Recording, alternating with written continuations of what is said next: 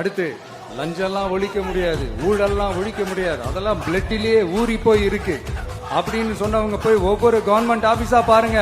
ஒரு பைசா லஞ்சம் இல்ல, ஒரு பைசா ஊழல் இல்ல, வேலையெல்லாம் சும்மா டக்கு டக்கு டக்கு நடக்குது.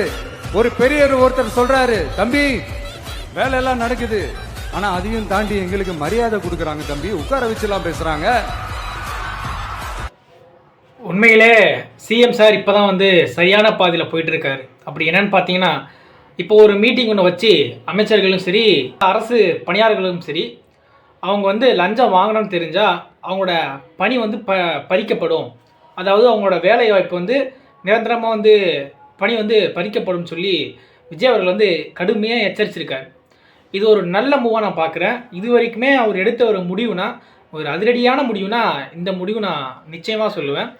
இந்த மாதிரி லஞ்சமே வாங்காமல் நிர்வாகம் சரியாக நடந்துச்சுன்னா பொதுமக்களுக்கும் எந்த ஒரு தொந்தரவும் இருக்காது, அரசும் நல்லபடியாக இயங்கும், நல்ல ஒரு விஷயமா இருக்குன்னு நான் நம்புகிறேன். கண்டிப்பாக இந்த விஷயத்தை வந்து சிஎம் அவர்கள் வந்து கவனத்தில் எடுத்துக்கிட்டு, பல பேர் வந்து லஞ்சம் வாங்கினா உடனே கைது பண்ணுறாரு, லஞ்சம் வாங்கிறத கொஞ்சம் குறைக்கிற நடவடிக்கை எடுக்கிறதுலாம் ரொம்ப சந்தோஷமாக இருக்குது. ஆனால் இன்னும் சில இடத்துல சில பேர் பண்ணிக்கிட்டு தான் இருக்காங்க, அதை முற்றிலுமாக குறைச்சா இன்னும் நல்லாயிருக்கும். இன்னொரு முக்கியமான விஷயம், உங்கள்கிட்ட யாராவது லஞ்சம் கொடுங்க, எங்களுக்கு பணம் கொடுங்க, பணம் கொடுத்தா தான் உங்களுக்கான உதவி செய்வோன்னு சொன்னாங்கன்னா கண்டிப்பாக சிஎம் அவர்கள் வந்து நம்பரை வந்து அறிவிச்சிருக்காரு. இது வந்து ஏற்கனவே அறிவித்த ஒன்று தான். ஏற்கனவே இருந்த அரசாங்கம் எல்லாமே லஞ்ச ஒழிப்புக்கு எதிராக நம்பரை கொடுத்து அந்த நம்பருக்கு கான்டாக்ட் பண்ணுங்க அப்படின்னு தான் சொல்லியிருப்பாங்க. இவரும் சொல்லியிருக்காரு. பட் இந்த தடவை ஆக்ஷன் கொஞ்சம் சிவியராக கிடைக்கும் நம்ம நம்புகிறோம். அதனால் ஸ்க்ரீனில் தெரிகிற அந்த கான்டாக்டை நீங்கள் வந்து சேவ் பண்ணி வச்சுக்கோங்க. உங்களுக்கு தேவையான பட்சத்தில் அதை நீங்கள் புகார் அளிங்க. கண்டிப்பாக நல்லது நடக்கும் நம்புகிறோம். கான்ஃபிடண்டாக இருங்க, கான்ஃபிடண்டாக இருங்க. டெல்டா மாவட்டங்களில் இயங்கிய பெரும்பாலான குவாரிகள் அமலாக்கத்துறை நடவடிக்கை, அதை தொடர்ந்து நடைபெற்ற நடவடிக்கையை தொடர்ந்து மூடப்பட்ட நிலையில் தற்போது மீண்டும் திறக்கப்படுவதாக அண்மை செய்தி. நம்முடன் மீண்டும் 12 மணல் குவாரிகளை திறக்க தாவேக அரசு நடவடிக்கை எடுத்திருக்கிறது. என்னடா இன்னும் எதுவுமே நடக்கலையே நினச்சேன், நடத்திட்டாங்க. அதனால எந்த ஆட்சி வந்தாலுமே உங்களோட கண்ணு ஃபுல்லாமே அந்த மணல்லையும் இந்த கல்லுலையும் பாறையிலையும் இருக்குது. புரியலையே.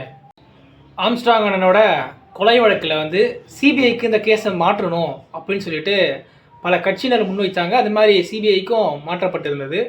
அப்போ வந்து டிஎம்கே கட்சி சார்பாக மனு ஒன்று போட்டிருந்தாங்க, இந்த கேஸ் வந்து சிபிஐக்கு போகக்கூடாது அப்படின்னு ஒரு மனு தாக்கல் செய்திருந்தது.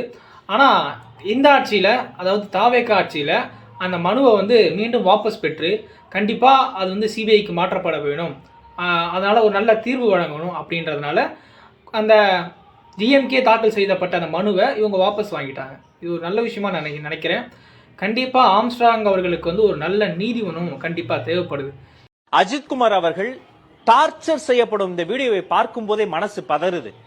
இந்த வீடியோவை பார்த்துட்ட பிறகும் வாயை மூடிக்கிட்டு கள்ள மௌனம் காக்கக்கூடிய நடுநிலையாளர்களை பார்த்து நான் ஒரே ஒரு கேள்வி கேட்கிறேன். உங்க வீட்டு பையனுக்கு இப்படி ஒண்ணு நடந்தா நீங்க பேசுவீங்களா மாட்டீங்களா? நீங்களா போலீஸ்னே சொல்லிக்காதீங்க, முதல்ல நீங்க மனுஷங்கனே சொல்லிக்காதீங்க. சஸ்பெண்ட் பண்ணிருக்கீங்க, எவ்வளவு பெரிய நடவடிக்கை, சபாஷ். அதுல 5 பேரை மட்டும் கைது பண்ணிருக்கீங்க, ஏன் அந்த 6வது ஆளை கைது பண்ணல?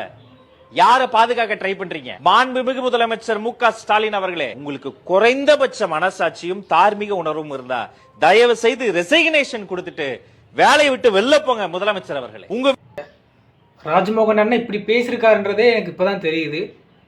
இது வந்து அஜித்குமார் அண்ணனுடைய கொலை வழக்கில் பேசினது. பட் இந்த தாவேக ஆட்சியில் நடந்த லாக்அப் டெத்தை எதிர்த்து யாரும் பேசலன்னு நினைக்கிறேன்.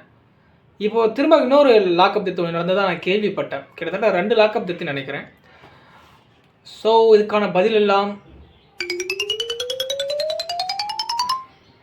பேசி பேசி பிரச்சனையை வளர்த்துக்கிட்டு யார் மேலேயாவது பழியை தூக்கி போட்டுட்டு அப்புறம் மக்களை அம்போன்னு தெருவில் விட்டுட்டு இப்படிதான் ஒரு அரசியல் பண்ணணும்னா அந்த அரசியல் நமக்கு தேவையும் இல்லை, அதை நம்ம செய்யவும் போறதில்லை.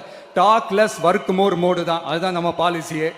இந்தியாவின் முக்கிய பொறியாளராகவும் சமூக ஆர்வலராகவும் இருப்பவர் சோனம் வாங்சுக். நீட் தேர்வு முறைகேடு விவகாரத்தில் மத்திய கல்வி அமைச்சர் தர்மேந்திர பிரதான் பதவி விலக வேண்டும் என்று வலியுறுத்தி 18வது நாளாக தொடர்ந்து போராடி வருகிறார். சோனம் வாங்சுக்கின் உடல்நிலை ஒவ்வொரு நாளும் மோசமடைந்து வருகிறது. இந்த உண்ணாவிரத போராட்டம் ஆரம்பித்த நாள் முதல் அவர் 8.5 கிலோ வரை இழந்திருப்பதாக கூறப்படுகிறது. அவருடைய இரத்த அழுத்தமும் 109/70 குறைந்திருக்கிறது. இருப்பினும் ஜூன் 28ஆம் தேதி ஆரம்பித்த போராட்டம் இன்னும் நீடித்து வருகிறது. இந்த நிலையில் ராகேஷ்குமார் சைனி என்கிற சமூக ஆர்வலர் பொதுநல வழக்கு ஒன்றை பதிவு செய்திருக்கிறார்.